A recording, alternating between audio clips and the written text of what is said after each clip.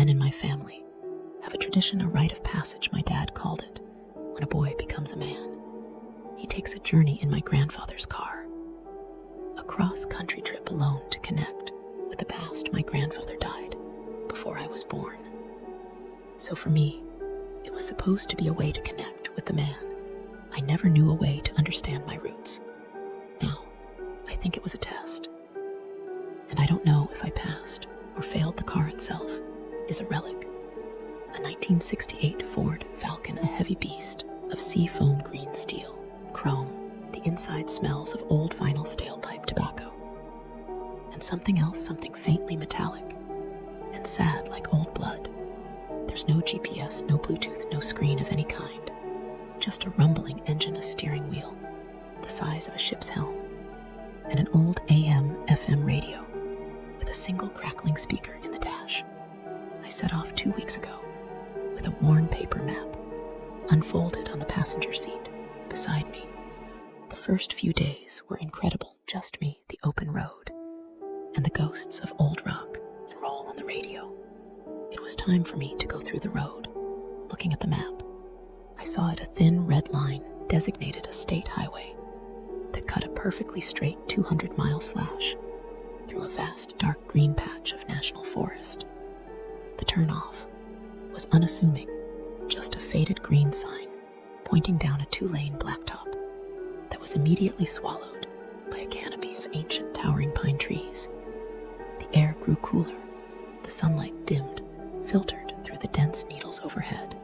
Within 10 minutes, I hadn't seen another car. The road was a lonely, empty ribbon unfurling into the wilderness. That's when the radio started acting up. At first, it was just static, the familiar hiss of a signal lost to distance and geography.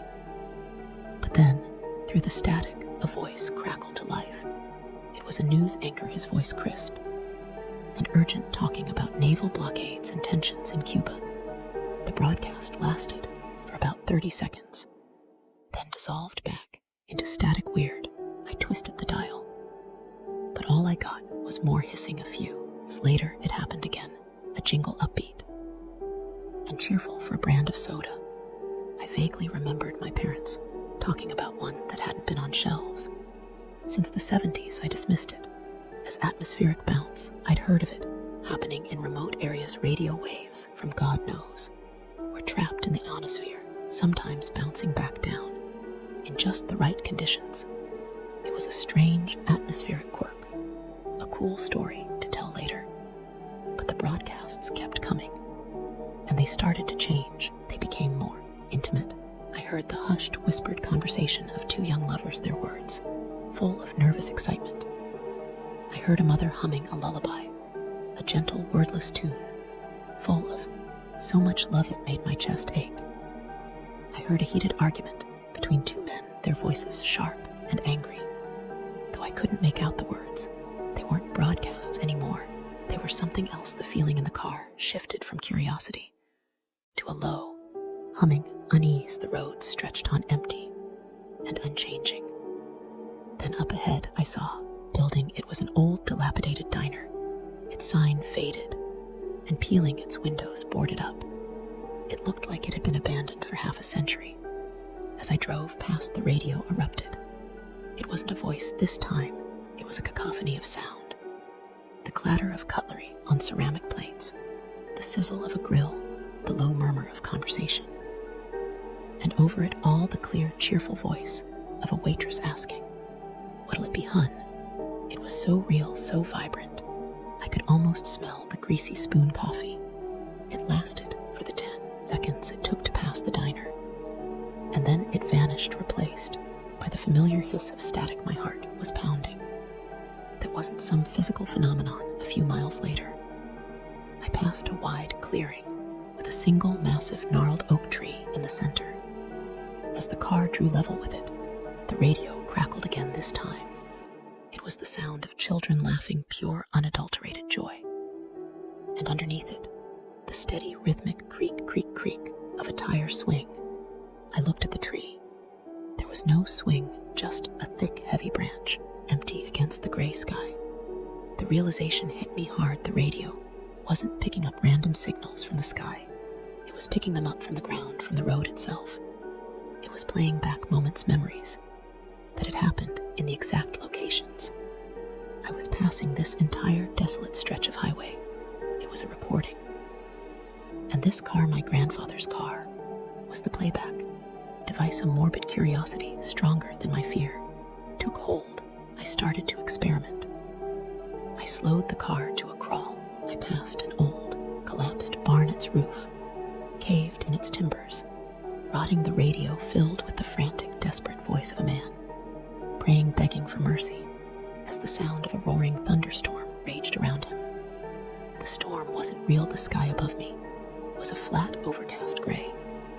But in the car, I could almost feel the thunder shake my bones. I stopped the car completely. The prayer faded. I put it in reverse, backed up 10 feet. The prayer started again mid-sentence. I was controlling it. I was scrubbing through the timeline of this place. The initial wonder of it began to curdle into something much darker. The memories weren't all picnics and laughter. They couldn't be up ahead. The road curved sharply around a deep, rocky ravine. A rusty, mangled section of guardrail was the only sign of trouble. As I approached, a knot of ice formed in my stomach. I almost turned the radio off. I couldn't. The static gave way to the screech of tires on wet pavement. It was a horrifying, high-pitched squeal of rubber losing its grip.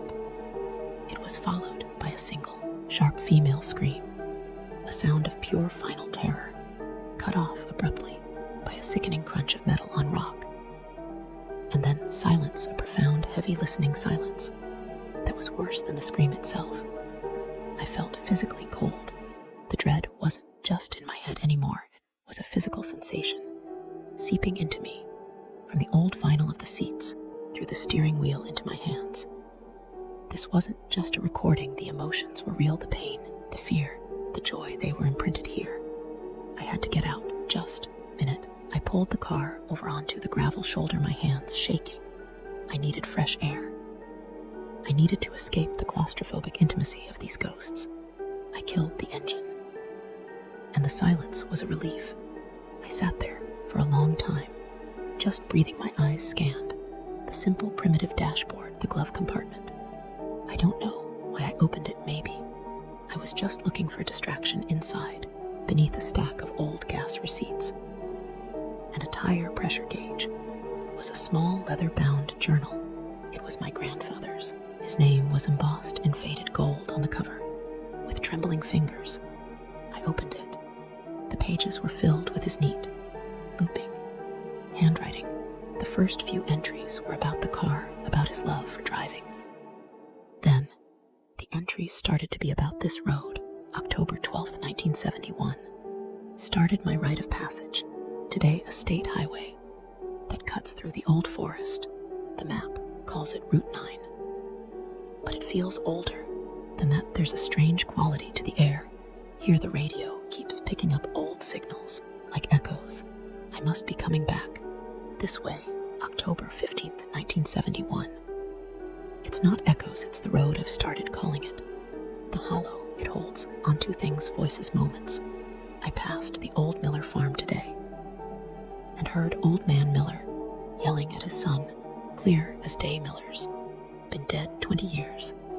This road, it remembers. I flipped through the pages. The entries became more frequent, more obsessive.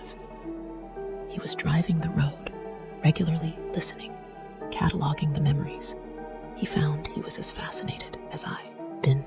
But then, the tone of the final entries changed. The neat cursive became a frantic, almost illegible scrawl. September 3rd, 1992. I was wrong. I was a fool. The road doesn't just play back. It records, it takes. I was out here last week, after a terrible fight with my wife. I was so angry, so full of rage today. I drove past the same spot, and I heard it. I heard myself. I heard my own words, my own anger, echoing back at me. From the static, it took a piece of me. It recorded my pain, and now it plays it back. Any strong emotion, any peak of human experience, it gets imprinted. It feeds the hollow. The last entry was written on a page that was tear-stained. and smudged September 5th, 1992. It's our blood, it has to be. I found the old county.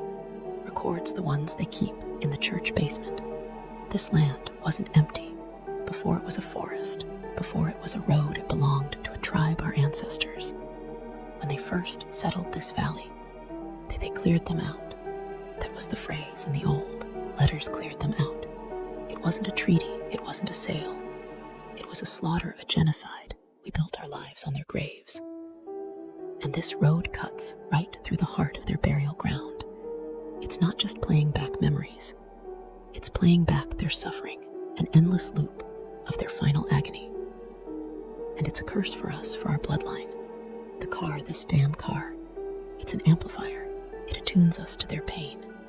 This rite of passage, it isn't about connecting with us, it's about binding us to them, to their suffering. The road demands witness from the bloodline of the usurpers. It demands. We listen. I dropped the journal. My blood had turned to ice. The rite of passage, the connection to the past. It was all a lie, a beautiful romantic story, to cover up a horrifying, ugly truth. I looked up into the rearview mirror. The road behind me seemed to shimmer, the image of the forest wavering like a heat. Hayes, the car, which had been running perfectly, suddenly sputtered, coughed. The engine died, the radio crackled to life. But it wasn't a memory. This time it was a low, expectant, hum-awaiting sound. And in the mirror, I saw them far behind me. Where the road met, the horizon figures began to appear, dozens of them, then hundreds. They were on horseback, dark, wrathful silhouettes against the gray sky. They began to ride towards me, moving with an unnatural speed. They were screaming a sound that came not through the radio, but through the very air, a chorus of rage and pain in a language I didn't know, but understood perfectly. I looked to the sides of the road, to the forest I had thought was empty. It wasn't empty anymore. Figures were stumbling out from between the trees, women, children, old men. Their bodies were torn, mutilated. Their faces were masks of unending agony. And they were all looking at me. They weren't just ghosts, they were accusations. They were raising their spectral, broken hands, pointing at me. Their mouths open in silent screams that I could feel in my soul. My own scream was a raw, terrified sound. I turned the key in the ignition, praying the engine caught roaring back to life. I stood on the accelerator, and the old Falcon fishtailed on the gravel. Before finding purchase on the asphalt, I flew down. That rode the army of spectral riders, gaining on me in the rearview mirror, the suffering faces of the dead flashing past my windows. The road ahead seemed to stretch into infinity. The car rattled and shook, pushed to its absolute limit. The humming from the radio grew louder, more intense, a sound that felt like it was trying to shake my skull apart. I saw a sign up ahead, a modern, reflective green sign for the interstate, the end of the hollow.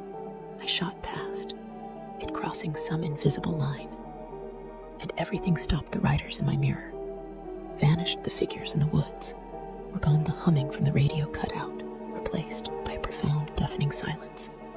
I kept driving for another mile before pulling over, my body shaking so violently I could barely control the car. I sat there gasping for air, the silence, a welcome blanket. Then the radio crackled one last time. It was a voice, an old man's voice, full of a weariness so deep it felt ancient. It was a voice I'd never heard, but I knew with a certainty that chilled me to the bone that it was my grandfather now. You know, he whispered, his voice a ghost in the machine now. You carry it too. The road remembers, the road always remembers. And one day, son, for one of us, for one of our blood, it won't be enough to just listen one day. It will claim its payment. The radio went silent, and I was alone. But I know I'm not. I can still feel it, a cold spot in my soul. The rite of passage is complete. I've connected with my ancestors, and I am now bound to their crime, a witness to their sin, just waiting for the day the road decides it's my turn to become another one of its recordings. Like and subscribe.